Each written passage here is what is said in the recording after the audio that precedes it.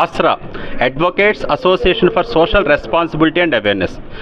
మా యొక్క మెయిన్ కార్యక్రమం ఏంటంటే కన్జ్యూమర్ అంటే ఎవరు, కన్జ్యూమర్కి ఉన్న హక్కులేంటి, కన్జ్యూమర్ చేయాల్సిన బాధ్యతలు ఏంటి, మన బాధ్యతలు మనం తెలుసుకున్నప్పుడు మన హక్కుల గురించి కూడా పోరాడచ్చు. ఈ ప్రయాణంలో ఏంటంటే అవేర్నెస్ ద్వారా 2500 క్యాంపులు, అవేర్నెస్ క్యాంప్స్ కండక్ట్ చేసి కన్జ్యూమర్కి ఉన్న రైట్స్ మీద ప్రాబ్లమ్స్ వస్తే ఏం చేయాలి, ఎక్కడ కమిషన్ అప్రోచ్ అవ్వాలి. సో ఈరోజు ప్రధానంగా మేము చూసింది ఏంటంటే డిఫెక్ట్ ప్రోడక్ట్, డిఫిషియెంట్ సర్వీస్ కూడా. అంటే వస్తువు కొన్న తర్వాత వస్తువులో ప్రాబ్లం వచ్చినా, సేవల్ని మనం పొందిన తర్వాత సేవల్లో ప్రాబ్లం వచ్చినా కూడా కన్జ్యూమర్ ప్రొటెక్షన్ యాక్ట్ కిందకు వస్తుందండి.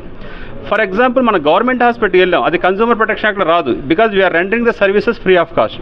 మన హాస్పిటల్స్కి వెళ్ళి డాక్టర్కి ఫీజు ఇచ్చి దానిపైన చేసిన కన్జ్యూమర్ ప్రొటెక్షన్ యాక్ట్లో వస్తుంది. ఈ మధ్యలో మాకు ఏంటంటే మెడికల్ నెగ్లిజెన్స్ కేసెస్ బాగా ఎక్కువ వస్తున్నాయండి. ఈ మెడికల్ నెగ్లిజెన్సెస్లో డాక్టర్లు చేస్తున్న నిర్లక్ష్యం వల్ల, వాళ్ళు సరిగ్గా ట్రీట్మెంట్ చేయకపోవడం వల్ల చాలా జీవితాలు పాడవుతున్నాయి.